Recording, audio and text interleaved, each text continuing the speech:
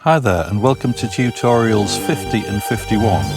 Today I'm going to be doing a bit of a synth jam that's inspired by Jean-Michel Jarre and Vangelis, and it starts off with a sound like this.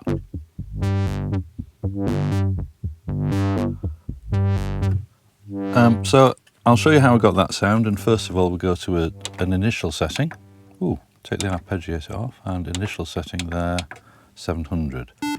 That just gives us a square wave to start with.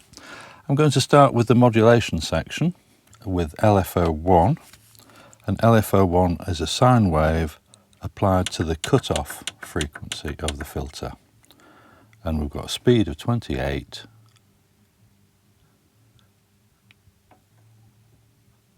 There we are, 28. Whoops. Near enough. And a depth of 54. Now you won't be able to hear anything from this, setting up this, until we move on to different sections, but I'm going to finish off setting up the modulation section. So LFO2 is a sine wave modulating the pulse width. Now, pulse width and or the wave and frequency modulation. Here's the wave on oscillator 1, here's the frequency modulation by oscillator 1, and I'll show you a little bit more of that in a second or two. We want the speed of that LFO at 23 and the depth 45. Depth 45, there we are. I'm also going to be using an arpeggiator, but we'll do the arpeggiation in a second. So we need to set up the sound. So oscillator 1 is going to be a sawtooth waveform on a 16-foot pitch. Oscillator 2, which I'll click in there, and these are full volume by the way.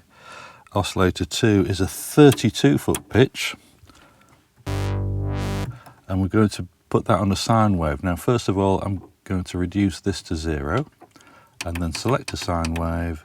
We've got the 32-foot pitch. There it's providing a very low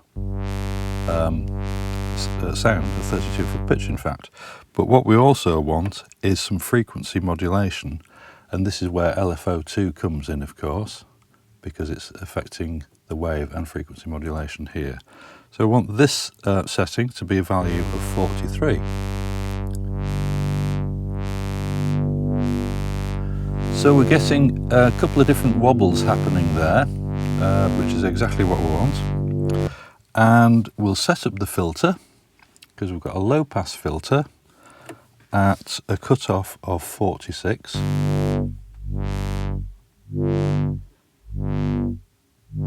Now you can still hear the modulation going on because it's obviously affecting the filter as well.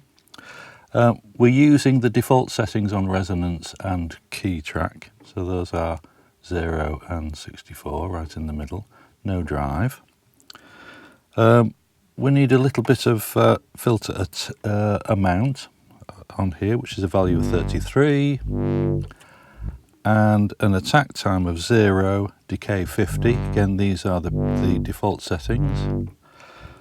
Sustain 0 and release 86. There we are. And in the amplifier section, the velocity is 0.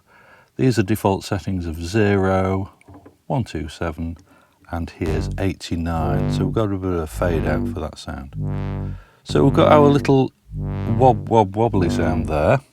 We're not using any effects, but we do need to set up the arpeggiator, because that's going to give an octave kind of thing.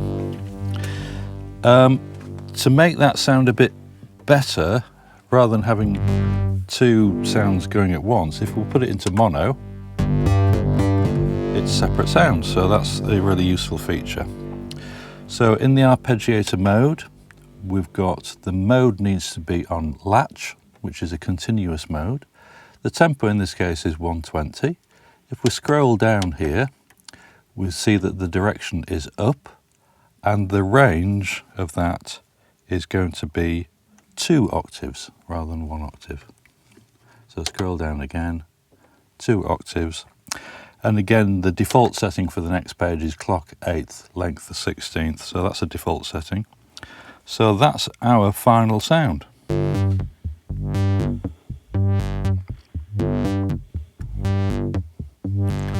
And we can switch the arpeggiator off by going to latch and then switching it on or off, and that will stop the sound. And in the next tutorial, I'll be showing you the 3 sounds that I've used for the rest of the track. And the first one is a kind of a pad sound that I've called glass pad. And in glass pad, we've got an LFO2 to control the pulse width modulation or wave / frequency modulation. And the sound is kind of like this. And again, if I alter this depth control, it goes from no modulation to quite a lot of modulation. So I'll be doing that whilst I play that sound on the track. The next sound is a lead sound, and that's 727. And I've called this Space Vibe. So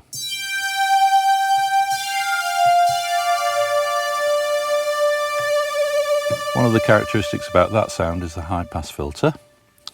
And the next sound I'll use, I've called metallic pipe.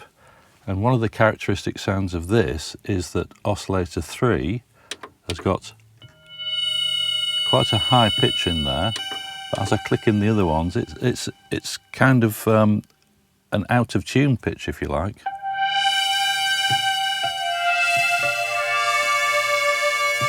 So that completes the whole picture, which I'll be showing you in the next tutorial.